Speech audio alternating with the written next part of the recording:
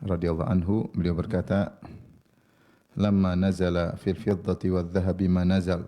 Ketika turun firman Allah terkait dengan al-fiddah yaitu perak dan adz-dzahab yaitu emas.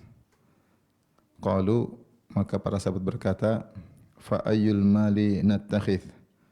Maka harta apa yang kita ambil ya Rasulullah? Atau harta apa yang kita ambil? Para sahabat berdiskusi. Qala Umar berkata, "Ana a'lamu dzalika lakum." Aku akan mengetahui jawabannya untuk kalian. Qala fa awdha'a ala ba'irin fa adrakahu. Maka Umar pun memacu ontanya. Maka dia pun menyusuli Nabi sallallahu alaihi wasallam. Wa ana fi ithrih, dan aku menyusulnya, kata Thauban, menyusul Umar bin Khattab radhiyallahu taala anhu. Yaitu Thauban ingin mendengar apa yang akan dijawab oleh Nabi kepada Umar, karena Umar mengatakan, aku akan tahu jawabannya, harta apa yang hendaknya kita simpan. Maka Umar berkata, "Ya Rasulullah, ayyul mali nattakhidh?" Ya Rasulullah, harta apa yang kita simpan ya Rasulullah, atau yang kita miliki? Qala, kata Rasulullah sallam, "Liyattakhidh ahadukum qalban syakiran." Hendaknya salah seorang dari kalian menyimpan qalban syakiran, hati yang senantiasa bersyukur, wa lisanan zakiran, lisan yang senantiasa berzikir, wa zaujatan tu'inuhu ala amril akhirah, dan istri yang membantunya untuk urusan akhirat. Hadis riwayat Al-Imam Ahmad dan Ibnu Majah, dan inilah hadis yang sahih. Hadis ini juga datang dikuatkan dengan hadis-hadis yang lain dengan meskipun sanadnya lemah tapi saling menguatkan, seperti hadis riwayat Ibnu Abbas radhiyallahu taala anhuma. Beliau berkata, anna Rasulullah sallam qala, Rasulullah sallam bersabda, "Arba'un man u'tiyahunna faqad u'tiya khairad dunya wal akhirah." 4 perkara, siapa yang telah dianugerahi kepadanya 4 perkara ini, maka dia telah dianugerahi kebaikan dunia dan akhirat, yaitu dunia dan akhirat yang terbaik. Apa 4 perkara tersebut? Qalban syakiran, hati yang senantiasa bersyukur, wa lisanan dzakiran, lisan senantiasa berzikir, wa badanan alal bala'i sabiran, yaitu tubuh yang sabar ketika terkena musibah, wa zaujatan la tabghihi khaunan fi nafsiha wala malihi, yaitu wanita yang tidak berkhianat terkait dengan dirinya maupun terkait dengan hartanya. Demikian juga yang semakna dengan hadis ini, hadis yang masyhur, kata Nabi sallallahu alaihi wasallam, "Ad-dunya mata wa khairu mata'id dunya al-mar'atu salihah." Bahwasanya dunia adalah mata, yaitu kesenangan yang akan expired, karena mata itu adalah kesenangan yang akan selesai. Wa khairu mata'id dunya, dan sebaik-baik kesenangan dunia adalah wanita salihah. Kita kembali menjelaskan hadis. Jadi hadis ini ya, meskipun dalam sebagian sanadnya lemah, namun saling menguatkan, apalagi ada syahid yang menguatkan makna hadis yang sedang kita bahas. Kita baca kembali, yaitu dari Thauban radhiyallahu anhu, beliau mengatakan, "Lamma nazala fil fiddati wadh dhahabi ma nazal." Ketika turun ayat terkait emas dan perak, yaitu dalam surat At-Taubah ayat 34, yang di mana Allah berfirman, "Walladzina yaknizuna adh-dhahaba wal fiddata wa la yunfiqunaha fi sabilillah fabashshirhum bi'adzabin alim yauma yuhma 'alaiha fi nari jahannam fatukwa biha jibahuhum wa junubuhum wa dhuhuruhum hadza ma kanaztum li anfusikum fadzuqu ma kuntum taknizun." Kata Allah Subhanahu wa taala, dan orang-orang yang yaknizun itu menyimpan emas dan perak, kemudian tidak menginfakkan emas dan perak tersebut, maka berilah kabar gembira kepada mereka tentang adab yang akan menimpa mereka dengan adab yang pedih. Itu fabasyir, itu merupakan ejekan, yaitu ya bahwasanya kalian akan mendapatkan kabar bahwasanya kalian akan mendapat adab yang pedih. Apa adab pedih tersebut? Ternyata Allah menggunakan emas perak dan perak yang mereka simpan untuk sebagai alat menyiksa mereka. Kata Allah, "Yauma yuhma 'alaiha fi nari jahannam." Maka di hari kiamat kelak emas dan perak tersebut yang mereka simpan dipanaskan sampai menjadi panas seperti menjadi alat setrika. Fatukwa biha jibahum, kemudian disetrikakan ke jidat-jidat mereka. Wa junubuhum, kemudian lambung-lambung mereka. Wa zuhuruhum, dan juga punggung-punggung mereka. Setelah itu dikatakan dengan kehinaan kepada mereka, hadza ma kanaztum li anfusikum. Inilah yang kalian simpan-simpan dulu nih. Ternyata digunakan sebagai alat untuk menyiksa kalian. Fadzuqu ma kuntum taknizun. Rasakanlah. Ya, cicipilah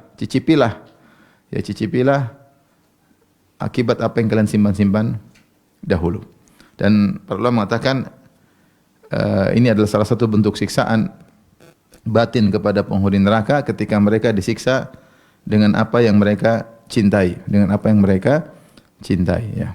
Ketika sesuatu yang dicintai kemudian tidak dikelola sesuai dengan syariat, maka bisa menjadi bahan untuk menyiksa orang tersebut. Ya. Seperti orang-orang mencintai emas dan perak kemudian disimpan-simpan. Ternyata tidak dikeluarkan zakatnya, ternyata tidak diinfakkan. Ternyata apa yang mereka cintai tersebut dijadikan bahan untuk menyiksa mereka. Jadi ini sama seperti saya sering sampaikan juga, sebagian ahli tafsir menyebutkan tentang Ummu Jamil, ya, bintu Harb, istrinya Abu Lahab, yang di mana dia sangat dicintai oleh Abu Lahab. Apalagi Ummu Jamil membantu Abu Lahab dalam memusuhi dakwah Nabi sallallahu alaihi wasallam. Allah berfirman tentang Abu Lahab, tabbat yada Abi Lahab, bahwasanya kedua tangan Abu Lahab celaka. Kemudian sayasla naran dzata lahab, dia akan masuk dalam neraka yang menyala-nyala.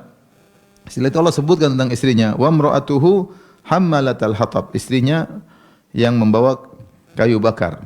Sebagian para ahli tafsir mengatakan maksudnya istrinya di neraka kelak akan membantu membakar Abu Lahab. Sehingga suatu hal yang menyakitkan ketika Abu Lahab disiksa oleh orang yang dia cintai sendiri, yaitu istrinya. Ya, disiksa. Maka ternyata seorang kalau mencintai sesuatu ternyata tidak diurus yang dicintai tersebut sesuai dengan syariat yang benar, maka bisa jadi menjadi bahan untuk membakarnya. Sebagaimana dalam hadis juga tentang orang-orang yang tidak bayar zakat hewan, ya, mereka tidak bayar zakat hewan kambing, hewan sapi, onta, maka pada hari kiamat disebutkan dalam hadis yang sahih, di padang mahsyar mereka disiksa. Mereka ditanduk-tanduk oleh hewan kambing tersebut, diinjak-injak oleh onta tersebut. Kenapa? Mereka tidak membayar zakat karena mereka begitu sayang kepada hewan-hewan tersebut. Ya. Oleh karena sesuatu yang dicintai di dunia ini kalau tidak diarahkan sesuai dengan syariat akan beri mudarat. Mudarat di dunia dan terlebih lagi mudarat di akhirat. Kecuali yang dicintai karena Allah Subhanahu wa ta'ala. Maka ini bentuk siksaan. Dan ayat ini pula lah yang dijadikan dalil oleh Abu Dzar Al-Ghifari radhiyallahu anhu, bahwasanya seorang tidak boleh menyimpan harta lebih daripada keperluannya. Kalau lebih dia harus kembalikan ke Baitul Mal. Ini mazhabnya Abu Dzar Al-Ghifari, ya. Sehingga dia menganggap seorang hanya cukup seperlunya, tidak boleh dia simpan berdasarkan ayat ini. Kemudian sisanya harus dikembalikan ke Baitul Mal untuk kepentingan kaum muslimin. Namun yang benar bahwasanya siapa yang sudah bayar zakat maka dia bebas daripada ancaman siksaan terkait dengan emas dan perak, ya. Terkait dengan emas dan perak. Jika sudah bayar zakat maka sudah selesai.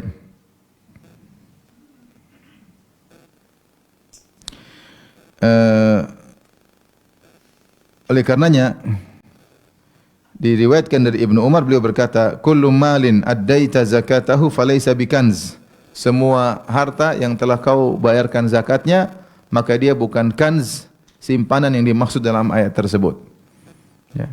Kalau emas perak sudah bayar zakatnya selesai, uang sudah dibayarkan zakatnya, maka tidak akan jadi bahan menyiksa pemilik uang tersebut. Hewan-hewan yang sudah dibayar zakatnya juga tidak akan menjadi bahan menyiksa orang tersebut.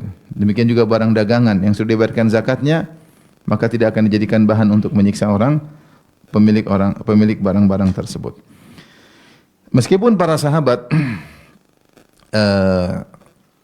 mengerti bahwasanya kalau sudah dibayar zakat sudah selesai, maka tidak perlu dikhawatirkan. Tapi mereka tetap khawatir ya. Ya, sehingga mereka bertanya kepada Nabi, sebenarnya harta apa yang selamat untuk kita jaga, untuk kita simpan? Harta seperti apa? Maka ketika turun ayat ini, maka para sahabat saling diskusi. Mereka berbicara di antara mereka, mereka berkata, fa ayyul mali nattakhidh? Harta apa yang kita ambil, yang untuk kita simpan? Sementara Allah telah mengancam orang-orang yang menyimpan emas dan perak, ya kalau tidak dikeluarkan zakatnya akan disiksa dengan emas dan perak tersebut. Maka Umar yang semangat, ya, dia bilang saya kasih tahu jawabannya. Maka dia segera memacu ontanya, awda'a maksudnya dia asra'a, ya. Dia menyegerakan ontanya untuk menuju Nabi. Setelah sampai ketika dia menuju Nabi, Thauban juga semangat, dia pun nyusul Umar. Karena dia tahu Umar akan bertanya dan Nabi akan kasih jawaban, dan dia ingin dengar juga segera jawaban tersebut. Dia tidak mau nunggu, dia nyusul Umar. Padahal Umar bilang tunggu, saya ke Nabi saya akan kasih tahu. Tapi Thauban radhiyallahu anhu menyusul Umar. Kemudian Umar bertanya, wahai Rasulullah, ya, ayul mali nattakhidh? Harta apa yang kita simpan agar kita selamat? Ternyata Rasulullah SAW beri jawaban dengan jawaban yang luar dugaan. Rasulullah SAW tidak menyebutkan harta berupa harta materi, tetapi harta maknawi. Rasulullah SAW berkata, liyattakhidh ahadukum qalban syakiran. Hendaknya seorang mengambil, yaitu menyimpan qalban syakiran, hati yang senantiasa bersyukur. Jadi kalau punya hati bersyukur dijaga. Jangan jaga emas perak, jaga hati yang bersyukur dijaga. Walisanan dzakiran, yang kedua lisan yang senantiasa berzikir. Yang ketiga wa zaujatan tu'inuhu ala amril akhirah, istri yang membantunya untuk urusan akhirat. Ternyata ini yang disuruh oleh Rasulullah SAW untuk sebaik-baik simpanan yang dijaga oleh seorang muslim, bermanfaat baginya di dunia dan juga di akhirat. Dan tadi sudah kita sebutkan dalam riwayat yang lain, Rasulullah SAW mengatakan arba'un man u'tiyahunna faqad u'tiya khairat dunya wal akhirah. Ya, 4 perkara siapa yang diberikan seorang mendapatkan 4 perkara tersebut, maka dia telah diberikan kebaikan dunia dan kebaikan akhirat. Yang dunia yang terbaik dan akhirat yang terbaik. Maksud saya harta ini, yang harta maknawi ini, harta abstrak ini, bukan hanya bermanfaat di akhirat saja, tapi di dunia juga bermanfaat. Makanya Rasulullah mengatakan arba'un man u'tiyahunna faqad u'tiya khairat dunya wal akhirah. 4 perkara siapa yang diberikan kepadanya 4 perkara ini, dia telah mendapatkan dunia yang terbaik dan akhirat yang terbaik. Yaitu qalban syakiran, hati yang senantiasa bersyukur, lisan senantiasa berzikir, wanita yang tidak berkhianat, salah satu tambahan yaitu badanan alal bala'i sabiran, yaitu orang sabar ketika ditimpa dengan musibah atau ujian. Taib, kita bahas tentang isi hadis ini ya. Rasulullah memberikan ya ini komparasi bahwasanya kebanyakan orang semangat mengumpulkan emas dan perak. Siapa sih yang tidak semangat mengumpulkan emas dan perak? Bahkan orang-orang kaya sekarang sudah malas dengan duit karena duit mengalami inflasi. Maka mereka sibuk mengumpulkan emas. Mereka sekarang simpan bukan simpan mata uang lagi karena mengalami inflasi. Banyak di antara mereka mengumpulkan, nyimpan emas batangan ya. Emas batangan, emas kalau kita mungkin emas lidian, emas kecil-kecil. Kalau mereka emas batangan ya. Kenapa? Karena harga emas terus naik. Jadi semua orang suka dengan emas, laki-laki perempuan suka dengan emas. Perempuan suka dipakai, laki-laki suka dikumpulkan emas tersebut. Betapa semangat seorang bekerja siang malam demi untuk mengumpulkan batangan-batangan emas. Atau yang mewakili emas yaitu uang. Siapa sih yang tidak senang dengan punya uang, kumpul uang? Kita aja kalau punya uang, kita enggak lihat, cuma lihat di mana? Di ATM, lihat nominalnya, bahagia kalau banyak. Lihat, alhamdulillah banyak. Padahal duitnya enggak kelihatan, cuma lihat nominalnya. Ya, karena manusia memang suka dengan harta. Itu sudah merupakan kodrat manusia, ya. Wa innahu li hubbil khairi lasyadid. Sungguhnya manusia itu li hubbil khair, cinta kepada harta, al khair itu maksudnya al mal, la syadid, kecintaannya sangat keras. Wa tuhibbunal mala hubban jamma, dan kalian mencintai harta dengan kecintaan yang dalam. Dan tidaklah manusia berbunuh-bunuhan, bersengketa tidak lain kecuali karena harta, sampai terkadang saudara pun dihabisi, kawan dekat dikhianati, semuanya karena harta. Nah, ketika manusia berlomba-lomba untuk mengumpulkan emas dan perak, hendaknya kalian mengumpulkan sisi yang lain, yaitu harta yang sesungguhnya yang merupakan sebab kebahagiaan dunia dan akhirat, yaitu harta maknawi. Rasulullah SAW menyebutkan harta maknawi. Kalau harta dunia, ya benar merupakan sebab kebahagiaan dunia, tapi belum tentu mendatangkan kebahagiaan akhirat dan belum tentu mendatangkan kebahagiaan dunia. Betapa banyak orang yang memiliki harta yang banyak, mereka tidak bahagia. Kenapa? Karena mereka terlalu tersibukkan memikirkan harta tersebut, tidak sebanding dengan penggunaan harta tersebut untuk dinikmati. Pikiran keras untuk memikirkan usaha mereka, ya. Siang malam memikirkan harta mereka, kekhawatiran ada saingan yang menyaingi perusahaan mereka, kekhawatiran ada yang menjebol atau mencuri harta mereka, kekhawatiran dikejar-kejar oleh maling, ya, dan macam-macam, ya. Belum tentu membuat mereka bahagia. Terkadang mereka kerja sampai untuk meliburkan diri sendiri tidak mudah, ya. Terikat dengan berbagai macam kontrak, terikat dengan berbagai macam kegiatan, sehingga waktu terkadang buat anak istri pun sedikit. Oleh karenanya tidak mesti orang punya harta pasti bahagia. Ini sudah jelas, ya. Buktinya banyak orang yang punya harta banyak ternyata bunuh diri. Meskipun kita tahu harta sebab kebahagiaan, tapi tidak mesti bisa digunakan untuk mendatangkan kebahagiaan. Tapi kalau tiga perkara ini, harta maknawi ini, pasti menyebabkan kebahagiaan di dunia, terlebih lagi di akhirat. Yang pertama adalah hati yang senantiasa bersyukur. Orang senantiasa bersyukur pasti bahagia. Yang kedua, lisanan zakiran, lisan yang senantiasa berzikir pasti bahagia. Dan kalau punya istri yang bantu urusan akhirat pasti bahagia. Siapa yang bisa mengumpulkan tiga harta maknawi ini, maka dia akan mendapatkan dunia yang terbaik dan juga dia akan mendapatkan akhirat yang terbaik. Yang pertama, ibu yang dirahmati oleh Subhanahu wa taala, yaitu qalban syakiran, hati yang senantiasa bersyukur. Di sini kita tahu namanya syukur bukan terbatas pada hati. Bersyukur itu dengan hati, dengan lisan, dan juga dengan anggota tubuh, ya. Makanya Allah berkata, "I'malu ala Dawud syukran." Wahai keluarga Daud, yaitu Sulaiman alaihissalam, beramalah sebagai bentuk syukur kepada Allah Subhanahu wa taala. Jadi syukur dengan hati, dengan lisan, dengan anggota tubuh. Tetapi yang paling utama, penggerak yang pertama seorang bersyukur, yang membuat lisannya bersyukur dan tubuhnya bersyukur adalah dengan hatinya. Kalau hatinya bersyukur, maka lisannya akan tergerak, kemudian anggota tubuh yang lain juga akan bergerak.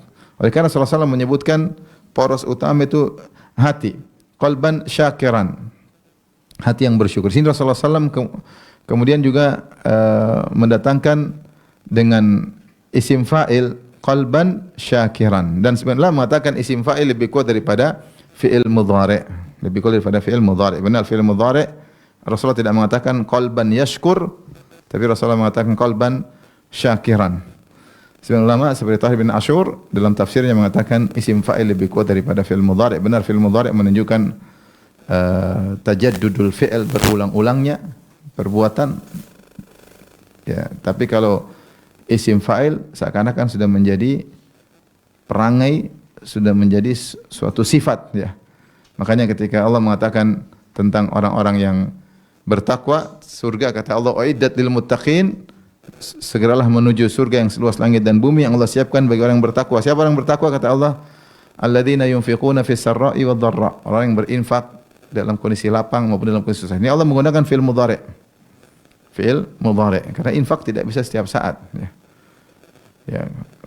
Wal kadhiminal ghaidz wal afin 'alan nas. Tapi ketika Allah berbicara tentang senantiasa meredam amarah dan senantiasa maafkan, untuk menunjukkan bahwa itu sudah jadi sifat mereka.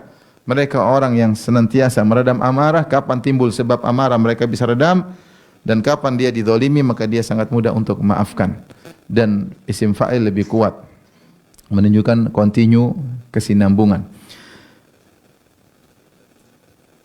Kalau mudhari' menunjukkan tajaddud, berulang-ulang. Kalau isim fa'il menunjukkan continue, berkesinambungan, dan kesinambungan lebih kuat daripada pengulangan.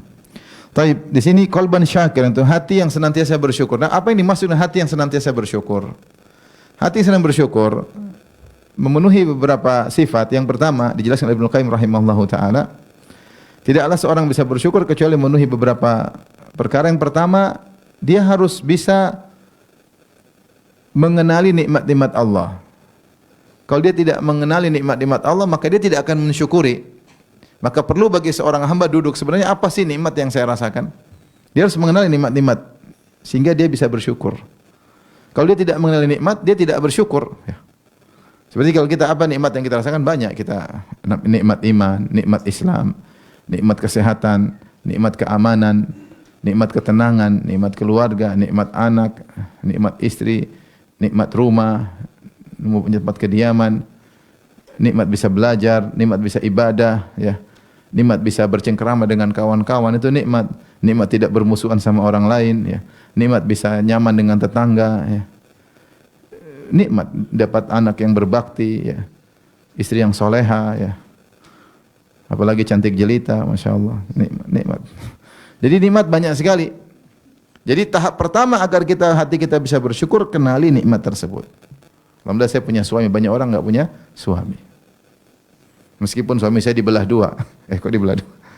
Ternyata poligami. Tapi banyak orang yang tidak punya suami. Alhamdulillah suami saya mungkin biasa-biasa tapi dia setia. Banyak orang suaminya selingkuh. Kalau kita bicara nikmat banyak sekali. Anak saya mungkin agak nakal-nakal dikit, tapi banyak orang nangis enggak punya anak. Jadi kenali nikmat keamanan. Nikmat keamanan luar biasa. Ketika tidak bisa kita bicara tentang nikmat keamanan kecuali kepada orang-orang yang tinggal di daerah konflik. Saya ngobrol sama orang Palestina, dia bilang Indonesia itu luar biasa, stabil. Dia ini nikmat luar biasa. Dia kalau ngomong serius. Kalau kita aman-aman biasa-biasa aja karena kita tidak tinggal di daerah konflik. Orang yang tinggal di daerah konflik ketika hidup di tanah air kita benar-benar merasa aman, merasa bahagia. Karena namanya ketakutan itu luar biasa, bikin gelisah orang. Jadi kenali nikmat-nikmat, baik nikmat terkait dengan agama maupun nikmat terkait dengan dunia. Nikmat banyak sekali. Makanya Rasulullah SAW mengajarkan kita untuk salat duha supaya kita ingat nikmat. Salah satu nikmat duniawi adalah nikmat sendi-sendi yang nyaman. Ala kulli sulama minan nasi ya sadaqah. Ya, setiap pagi maka wajib bagi seorang mukmin mensedekahkan nikmat atas segala sendi yang dia rasakan. Ya, kita ada 360 sendi dan kalau kita bangun tidur sendi enak semua, ini adalah nikmat kata Nabi sallallahu alaihi wasallam. Di antaranya ya wa yujizu an kulli dzalika kullihi raq'atani yarka'uhuma fi dhuha. Jadi dia syukuri dengan bertasbih, dengan beramal saleh, di antaranya dengan salat 2 rakaat di waktu duha, maka dia mensyukuri nikmat sendi-sendinya yang nyaman. Jadi kita harus renungkan nikmat-nikmat tersebut. Saya pernah cerita ada seorang dia sedih, berkeluh kesah, maka gurunya datang kepada dia, disuruh bawa 2 kertas. Coba kau tulis kesengsaraan yang kau rasakan, 1 kertas. Yang 1 kertas tulis kenikmatan yang kau rasakan. Maka dia berusaha menulis kesengsaraan dia rasakan. 1, ini, 2, ini, 3. Mungkin 10 taruhlah. Tapi ketika dia mulai mengisi kertas tentang kenikmatan yang dia rasakan, tidak akan selesai. Terlalu banyak. Dalam tubuh aja nikmat, bisa melihat, bisa mendengar, bisa bernapas. Kita tidak bisa merasakan nikmat bernapas kecuali ketika COVID ternyata saturasi oksigen turun tuh menyiksa. Kita selama ini terkadang mencium tidak enak, kita marah-marah, padahal itu nikmat.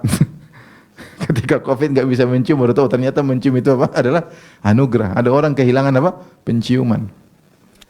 Subhanallah. Ini nikmat banyak, cuma kita enggak rasain. Ya. Setiap hari Allah kasih oksigen gratis, mudah sekali kita. Kalau waktu musim COVID cari oksigen mahal, rebut-rebutan orang oksigen. Ya. Ya, jadi kita kenali nikmat tersebut. Ya, nikmat banyak sekali. Kita mudah tidur, mau tidur tinggal taruh kepala tidur. Ada pejabat jam 2 malam masih diskusi. Jam 3 malam baru ambil keputusan. Jam 4 keputusannya dibatalin. Ribut, nggak gampang. Ini nikmat luar biasa. Jadi kenali nikmat-nikmat tersebut. Ini langkah pertama agar hati kita bisa bersyukur, kenali nikmat dan tidak akan pernah selesai. Dan Allah telah mengatakan demikian, wa in ta'uddu nikmatallahi la tuhsuha. Kalau kalian hitung-hitung nikmat Allah, kalian tidak akan bisa hitung. Innal insana la zalumun kafar. Namun manusia suka zalim. Ya, tidak mensyukuri, kafar, mengingkari. Ini nikmat yang kita rasakan, belum nikmat di masa kecil kita. Banyak nikmat yang Allah berikan yang tidak kita ingat, yang kita telah lupakan. Ya, oleh karenanya ini tahap pertama agar kita bersyukur mengenal nikmat-nikmat tersebut. Yang kedua di antara bentuk bersyukur yaitu mengakui seluruh nikmat tersebut dari Allah Subhanahu wa taala.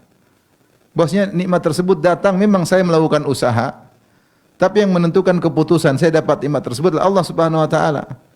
Wa ma bikum min ni'matin faminallah. Nikmat apa saja yang kalian rasakan dari Allah. Allah bisa cabut sewaktu-waktu.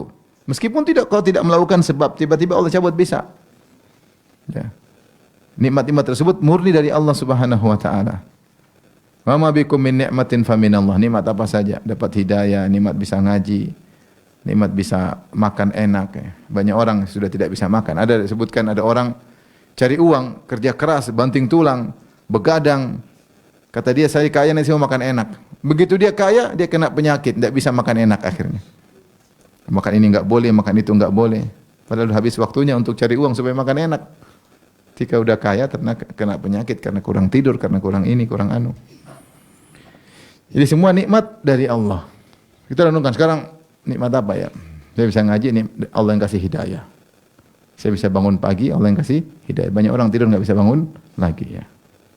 Saya bisa melangkah ke sini, siapa yang gerakkan hatiku? Allah Subhanahu wa taala. Bahkan kalau pengajian saya tidur pun nikmat dari Allah Subhanahu wa taala. Ada orang enggak bisa tidur. Nikmat ya, semua dari Allah Subhanahu wa taala. Tidak ada nikmat dari kita sendiri, enggak ada. Kita ini siapa sih? Kita ini siapa? Ya. Kapan kita merasa nikmat karena usaha kita, itulah ujub. Itulah namanya apa? Ujub. Merasa berpartner dengan Allah dalam menghasilkan suatu keberhasilan. Itu namanya ujub. Ujub. Itu makanya ujub dikatakan syirik dari sisi syirkul isti'anah. Sementara kita setiap salat kita mengatakan wa iyyaka nasta'in, hanya kepada Engkau lah kami mohon pertolongan, yaitu hanya dengan Engkau lah kami bisa berhasil. Adapun ketika seorang merasa karena saya bisa berhasil, dia telah berbuat syirik, jadi dia merasa keberhasilan tersebut adalah kerjasama antara Allah dengan dia.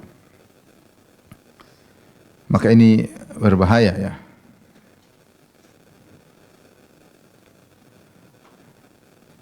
Oleh karenanya kita harus tahu semua nikmat dari Allah. Di antaranya kita mengucapkan alhamdulillah atas segala kenikmatan. Ini yang kedua. Yang ketiga, ibu yang dirahmati Allah Subhanahu wa taala, ketika kita dapat nikmat, kita enggak boleh merasa saya memang berhak dan pantas, itu enggak boleh. Kapan kita merasa kita berhak dan pantas, kita enggak bersyukur. Karena bilang ya, kadang-kadang saya kerja ya Allah harus kasih gaji, gampangnya demikian. Memang benar Allah menjanjikan pahala dunia dan akhirat, tapi tidak boleh seorang merasa pantas. Apa kepantasanmu? Apa yang kau sudah lakukan? Allah tidak butuh engkau. In ahsantum ahsantum li anfusikum, berbuat untuk dirimu. Man ihtada fa innama yahtadi li nafsihi wa man dhalla fa innama yadhillu 'alaiha. Siapa yang dapat hidayah untuk dia, bukan untuk Allah Subhanahu wa taala. In tashkuru fa innallaha ghaniyyun ankum. In syakartum, apa namanya? Siapa yang bersyukur untuk dia sendiri. Faman yashkur fa innama yashkuru li nafsihi. Siapa yang bersyukur dia untuk dirinya sendiri. Jadi jangan pernah merasa bahwasanya saya karena ibadah saya pantas. Tidak ada. Apa yang buat masalah ibadah kayak gitu juga. Salat masih pikiran kemana-mana ya. Tidak khusyuk. Puasa katanya jaga pandangan, ternyata masih nonton medsos.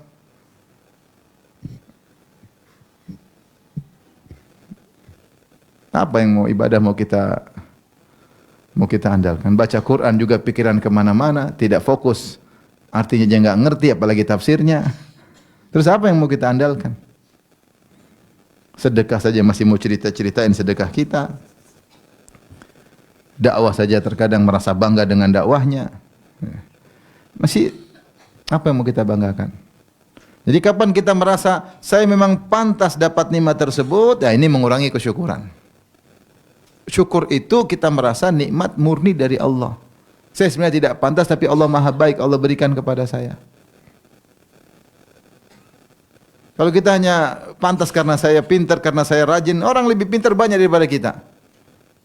Sekarang subhanallah dengar cerita, kemarin teman saya, ini cerita aja. Teman saya dia buka cari supir di Depok, dia orang Depok.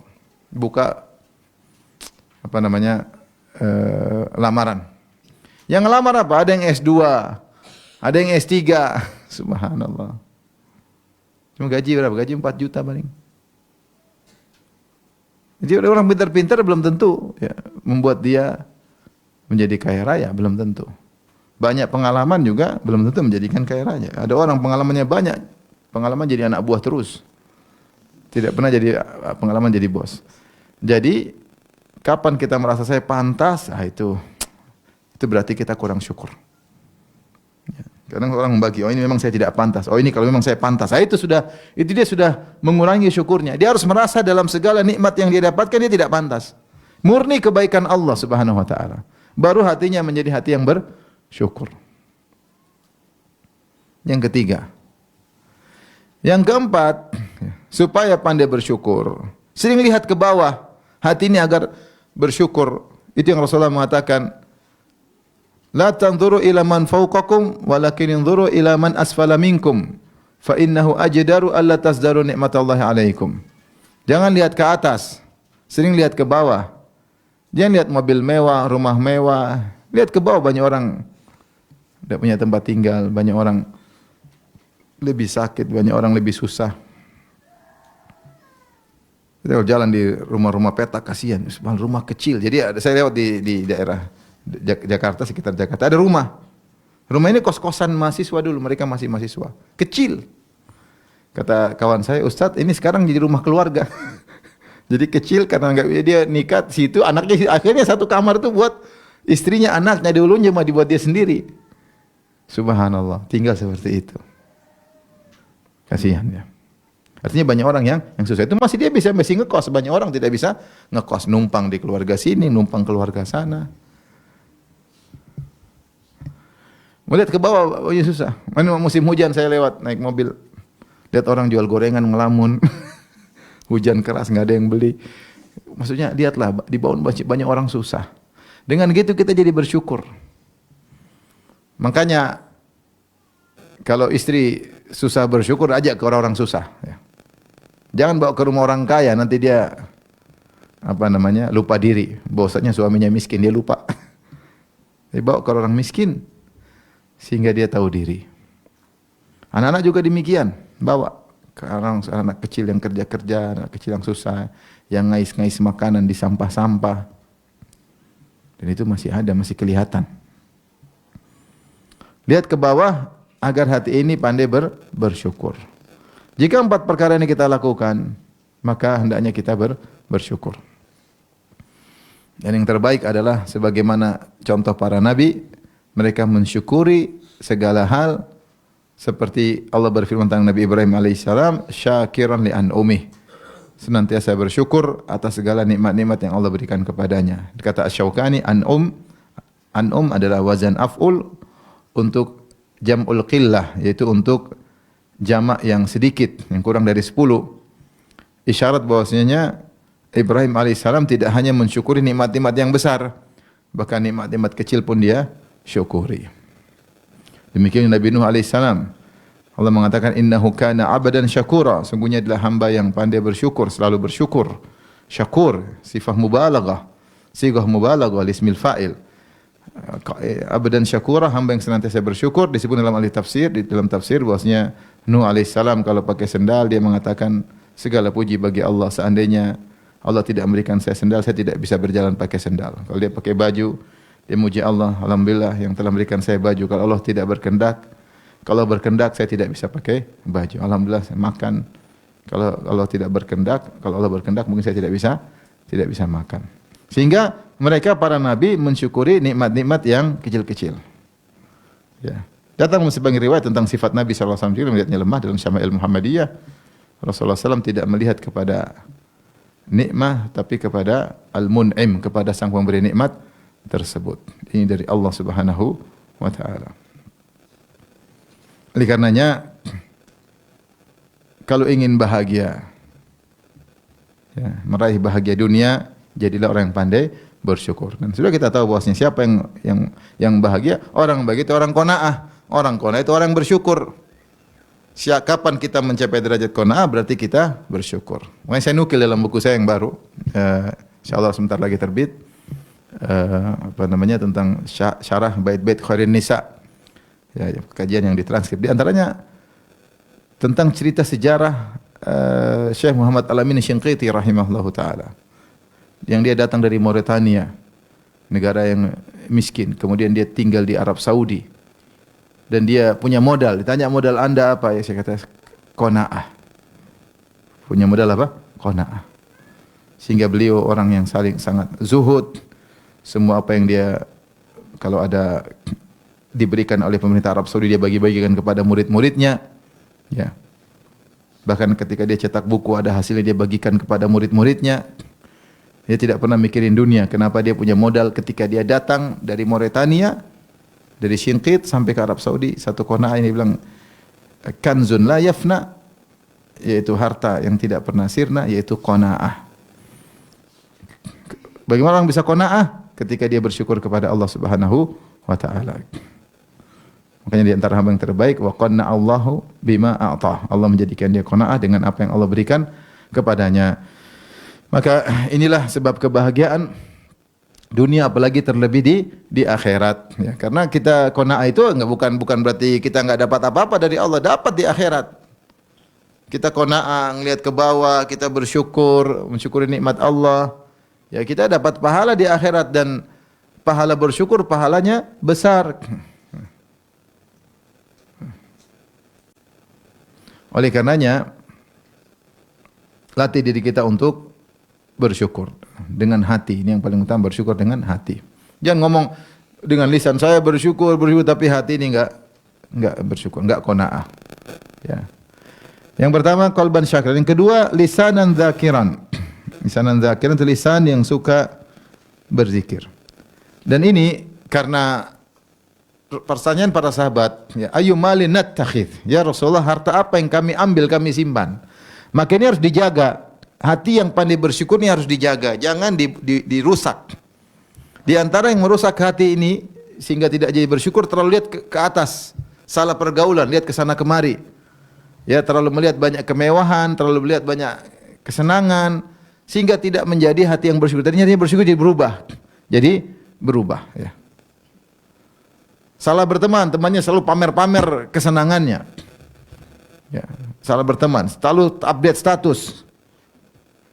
Jalan-jalan ke luar negeri sama suami, update status, dia lihat, aduh, saya kapan ke luar negeri? Ya. Cuma paling banter cuma ke Jakarta, ke Bandung, ke Tegal. Kapan saya pergi ke Paris? Ya. Cuma Paris jalan Parangtritis. Jadi pikiran udah mana-mana. Ya. Salah pergaulan dengan orang yang suka update status. Temannya baru beli mobil baru, di update status. Lalu beli tas baru, update status. Dia ngelihat terus. Itu teman seperti itu blokir aja. Karena merusak kenyamanan hati. Kita sudah bahagia jadi enggak nyaman, jadi enggak bahagia. Benar, ini paling mudah merusak. Karena kita melihat yang tidak-tidak. Nabi saja kata Allah, wala tamuddanna ainaika ila ma mata'na bihi azwajan minhum zahratal hayatid dunya linaftinahum fih wa rizqu rabbika khairu wa abqa. Kata Allah, wahai Rasulullah, janganlah kau panjangkan matamu untuk melihat sekelompok orang yang kami berikan nikmat-nikmat. Zahratal hayatid dunya, keindahan kehidupan dunia, linaftinahum fih, itu sebagai fitnah. Wa rizqu rabbika khairu wa abqa, dan rizki Rabbmu lebih baik dan lebih kekal, yaitu amal saleh, bersyukur. Ya kita ini harus, masalahnya kalau sudah ngeliat ke sana kemari, ketemu teman ngomongnya duniawi terus, akhirnya kita kebawa. Saya pernah umroh sama seorang, saya ngobrol sama dia, bilang, Ustaz, aduh, istri saya kemarin main di tetangga, tetangga baru beli kulkas baru, pulang-pulang dia bilang, Bi, beli kulkas baru dong. Kenapa? Tetangganya baru, padahal kulkas masih bagus, cuma karena tetangganya beli kulkas baru, dia kepingin lagi punya kulkas baru. Untung lihat kulkas nggak seberapa, coba lihat teman beli mobil baru, Bi, ganti dong mobilnya. Teman tetangga beli mobil apa? Baru. Kenapa lagi mau diganti? Nanti teman beli bikin rumah baru lagi, ganti dong Bi rumah. Istri juga diganti ya. Istri baru. Jadi ketika kita mengambil harta ini, kita jaga, kita simpen baik-baik. Jangan kita rusak kenyamanan hati kita yang pandai bersyukur, jangan kita rusak. Kapan hati kita mulai tidak mulai pingin ini, pingin itu, kita patahin. Ingat akhirat, ingat kematian, ingat sebentar lagi kita mati. Mikir-mikir dunia terus, sementara modal ketemu Allah masih sangat minim. Apakah kita ridho kalau kita mati sekarang ketemu Allah? Tentu kita belum ridho. Amal soleh kita masih kurang. Banyak proyek akhirat kita belum selesai. Banyak maksiat yang belum kita bertobat darinya. Maka kalau udah mikir pengen ini, pengen anu, pengen ini, pengen anu, sudah. Ya, ingat kematian. Agar hati kita jadi pandai bersyukur. Yang kedua, lisanan zakiran, yaitu lisan yang senantiasa berzikir, dan itu mendatangkan kebahagiaan. Karena Allah berfirman, ala bidzikrillahi tatmainnul qulub. Alladzina amanu tatmainnu qulubuhum bidzikrillah. Orang-orang beriman dan tenang hati mereka dengan mengingat Allah. Ala bidzikrillahi tatmainnul qulub. Ketahuilah dengan mengingat Allah hati menjadi tenteram. Dan zikrullah, zikir yang ma'ruf, yang seperti kita sering baca, subhanallah, alhamdulillah, wa la ilaha illallah, Allahu akbar. Dan juga di antara zikrullah adalah tafaqquh fid din. Belajar agama. Berzikir tentang hukum-hukum Allah, yaitu mengingat hukum-hukum Allah. Di antaranya melihat tentang ayatullah al-kauniyah, tentang alam. Kita pikir bagaimana luarnya biasanya Allah Subhanahu wa taala, hebatnya menciptakan ini semua. Ini semua termasuk zikrullah. Ya, di antaranya zikir yang biasa kita baca ya. Dan Ibnu Taimiyah menyebutkan jika seorang melakukan zikir-zikir yang rutinitas, maka niscaya dia termasuk dari dzakirin Allah katsira, orang-orang yang banyak mengingat Allah, wa dzakirat, dan wanita yang banyak mengingat Allah. Itu zikir apa? Dia habis salat zikir setelah salat. Jangan tinggalkan. Pagi-pagi zikir pagi, sore zikir apa? Petang. Zikir keseharian, itu masuk rumah, keluar rumah doanya jangan lupa. Bersafar, pulang dari safar, naik kendaraan, masuk WC, keluar WC, masuk masjid, keluar masjid, ya. Maka dia jangan lupakan zikir-zikir tersebut. Siapa yang senantiasa menjaga zikir-zikir kesehariannya, ya, maka dia termasuk orang yang banyak mengingat Allah Subhanahu wa taala. Setelah itu dia tambah, misalnya rutinitas baca Quran setiap hari sekian, ya. Apalagi kalau dia tambah salat malam, maka senantiasa lisan berzikir. Kita ini kenapa kurang berzikir? Terlalu banyak kita ngomongin dunia, ya, ngomongin berita medsos, ngomong lagi. Kapan kita baca subhanallah, walhamdulillah, wala ilaha illallah, Allahu akbar? Jarang, karena kita sibuk zikir dunia. Makanya dikatakan oleh sebagian salaf, zikru Allah dawa wa zikrun nas da. Mengingat Allah adalah obat dan mengingat manusia adalah penyakit. Semakin sering kita ingat manusia, semakin banyak penyakit hati kita ini. Ngomongin si fulan. Ya, terkadang kita harus ngomong tapi ada batasannya. Jika tidak, semua yang berlebihan akan menimbulkan penyakit. Maka ibu dirahmati Allah Subhanahu wa taala harus memaksakan diri punya jadwal harian. Harus. Saya tahu ibu sibuk ya. Boleh kalau punya anak kecil pasti sibuk. Ngurus anak satu baru di netain, satu sudah menangis, satu digendong, satunya nangis lagi ya. Repot ya. Apalagi anaknya banyak ya. Saya kemarin ketemu kawan, subhanallah. Anaknya 11. Yang paling besar baru umur 10 tahun. Kumpul satu ribut sana sini sana, ini lapor sini, lapor sana, berantem sana, berantem sini. Wah, ini berat ya. Tapi dia bisa jalani kehidupannya. Maksud saya, meskipun ibu sibuk, maka jangan lupa untuk berzikir kepada Allah Subhanahu wa taala. Sisihkan waktu, ada jadwal untuk baca Quran. Harus ada. Kalau enggak kita jadwalkan, kita akan terbawa, waktu kita habis. Jadi 24 jam itu seakan-akan kurang.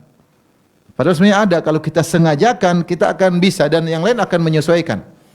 Yang lain akan menyesuaikan. Kita sesibuk apapun, kalau kita punya jadwal ngaji seperti ini, kita punya jadwal baca Quran, kita punya jadwal zikir pagi petang, insya Allah yang lain menyesuaikan. Tapi kalau kita mulai melupakan, akhirnya seakan-akan kita enggak punya waktu. Padahal kita punya waktu. Tapi kalau kita sengajakan untuk Allah, nanti yang lain menyesuaikan. Yang lain menyesuaikan. Pokoknya harus kita jadwalin, saya punya waktu untuk baca Quran, untuk zikir, untuk ngaji, untuk baca tafsir, itu semua bentuk zikir. Makanya Allah menamakan tentang ilmu agama dengan zikrullah, seperti firman Allah Subhanahu wa taala, "Idza nudiya lis-salati min yaumil jum'ati fas'au ila dzikrillahi wa dzarul bai'." Jika telah dikumandangkan azan kedua hari Jumat, yaitu azan yang mau salat, fas'au ila dzikrillah, maka bersegeralah menuju zikrullah. Zikrullah maksudnya khutbah, untuk mendengar khutbah. Dan khutbah isinya materi. Allah menamakan khutbah al-Jum'ah dengan zikrullah. Demikian juga firman Allah Subhanahu wa taala, "Fas'alu ahla dzikri in kuntum la ta'lamun." Bertanyalah kepada ahlu dzikir jika kalian tidak mengetahui. Ahlu dzikir ini maksudnya ahlul ilm. Jadi kalau kita belajar ilmu agama, tafsir ke, fikih ke apa ke, kita mengingat Allah Subhanahu wa taala. Itu di antara zikir yang penting juga, sangat penting. Makanya Rasulullah bersabda, "Ad-dunya mal'unatun wa mal'unun ma fiha illa dzikrullah wa mawalah wa alimun wa muta'allimun." Sungguhnya dunia ini terlaknat dan semua di atas dunia semua juga terlaknat kecuali zikir kepada Allah, mengingat Allah. Wa mawalah, dan apa yang dicintai oleh Allah, wa alimun, orang yang berilmu, wa muta'allimun, orang yang belajar. Maka seorang jangan keluar dari dua ini, alimun atau muta'allimun. Belajar, mengajar atau belajar, karena belajar dan mengajar termasuk dari zikrullah. Zikrullah.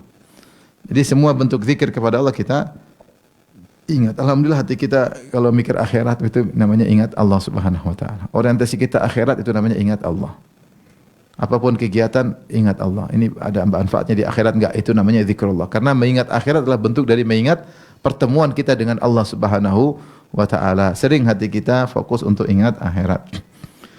Yang berikutnya yang paling penting buat ibu-ibu yaitu wa mar'atan zaujatan salihatan tu'inuhu ala amril akhirah. Yaitu zaujatan, istri yang harus dijaga, istri yang membantunya dalam urusan akhirat. Istri yang membantu dalam urusan akhirat. Tadi dalam riwayat yang lain, wa zaujatan la tabghihi khawnan fi nafsiha wala malihi, yaitu wanita yang tidak berkhianat terkait dengan dirinya dan juga hartanya. Itu amanah, wanita yang amanah. Ini kalau punya istri seperti ini, jaga baik-baik. Jaga baik-baik ya. Syukuri ya punya istri seperti ini, membantu kita untuk ingat akhirat. Bukan istri yang mikirin buat kita mengingat dunia mulu. Ini istri kurang ajar seperti ini. Bikin suami mikir dunia mulu sampai suami enggak sempat ibadah. Karena dia banyak tuntutan sehingga suaminya harus begini, harus begini, harus begitu, harus begini terus enggak sempat ingat akhirat. Istri yang indah adalah istri yang bangunkan suaminya untuk sholat malam. Itu istri luar biasa. Kalau punya istri seperti ini, bersyukur, sangat bersyukur kepada Allah. Jam 3:30 dia bangunkan suaminya, "Mas, jangan lupa sholat malam." Enak enggak seperti itu? Ibu-ibu ada yang begitu enggak? InsyaAllah besok, mulai besok insyaAllah. Bangunkan istri. "Mas, hari ini kita belum baca Quran, Mas." Masya Allah. Enak, nikmat. "Mas, kamu kok lihat medsos terus? Apa enggak takut sama Allah lihat akhwat terbuka aurat?" Kan, "Mas nonton apa sih, Mas?" "Nonton saya aja, Mas, jangan nonton itu, Mas." Dan bisa. Masya Allah. Nikmat. "Mas, ingat mata tundukkan, Mas. Jangan jelalatan, Mas. Meripat. Nikmat punya istri apa? Ingat ini. Bukan, "Mas, kita ke mall, Mas. Ini ada ini baru, ini baru, ada produk baru. Lagi diskon, Mas, diskon." Masya Allah. Apa sing diskon apa nih? Rumah diskon. Rumah diskon. Mahal tahu enggak ya? Jadi ya, mikirin dunia mulu. Masya Allah ya. Makanya ketika Nabi entah apa yang terjadi, Nabi menceraikan Hafsah. Maka Jibril datang negur Nabi. Innaha zaujatuka fid dunya wal akhirah. Innaha qawwama sawwama. Jangan dilepas wanita seperti ini. Dia istrimu di akhirat dan dia wanita yang senantiasa puasa sunnah dan senantiasa salat malam. Rasulullah kembali. Ini wanita seperti dijaga, tidak dilepas. Yang ingatkan suaminya untuk akhirat, membantu suaminya untuk apa? Akhirat. Bantu suaminya, Mas. Kau belum kasih uang sama ibu, Mas. Kau belum kasih bantu kakak adik kalau punya duit.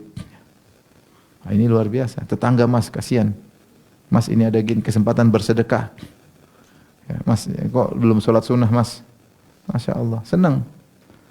Ya, kita senang ditegur oleh istri.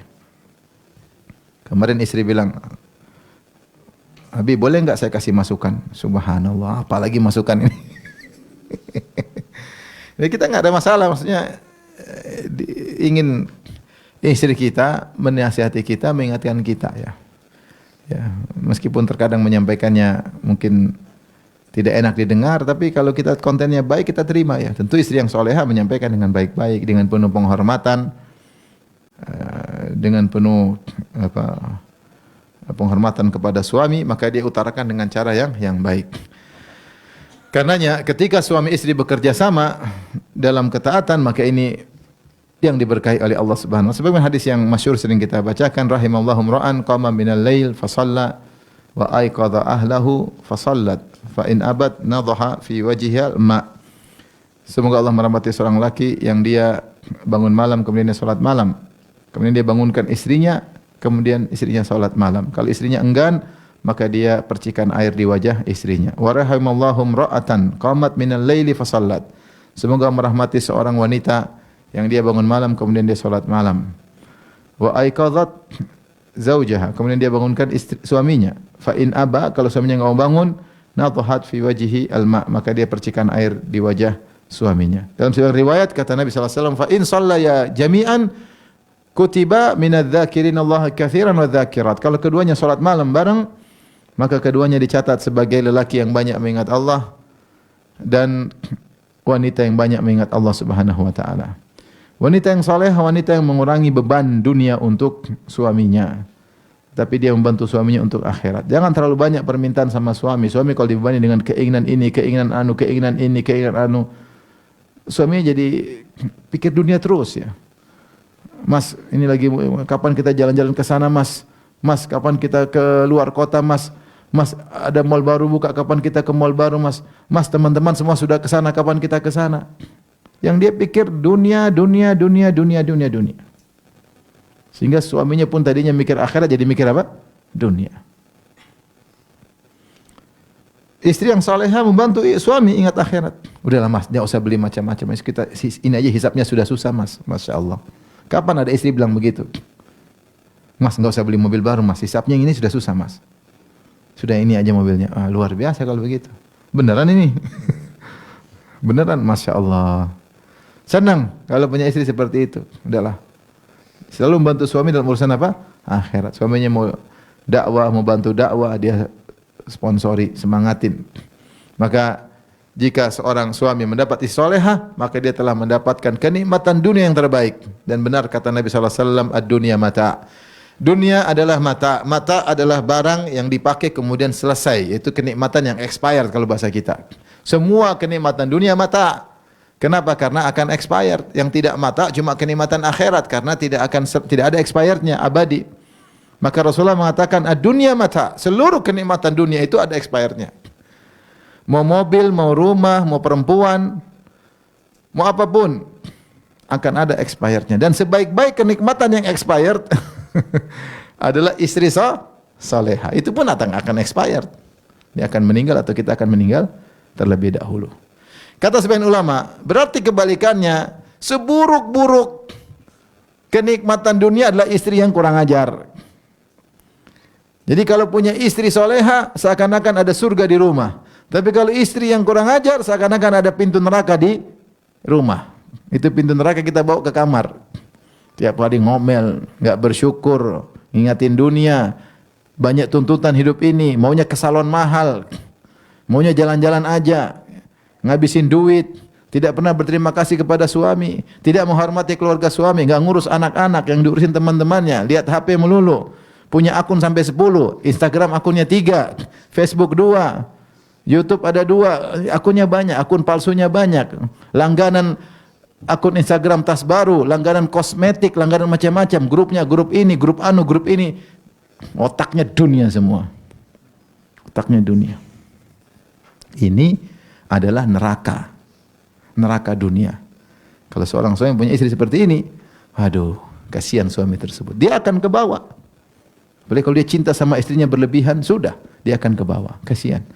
Jadilah istri yang bukan membantu suaminya untuk akhirat, tapi istri yang membantu suaminya untuk ke neraka jahanam. Sibuk mikirin dunia, akan dia tinggalkan dunia tersebut. Tapi harta yang terbaik yang harus kita jaga adalah istri yang mengingatkan kepada akhirat. Semoga ibu-ibu sekalian bisa menjadi wanita yang selalu ingat akhirat. Amin. Mengingatkan suami kepada akhirat. Qanaah dengan apa yang Allah berikan.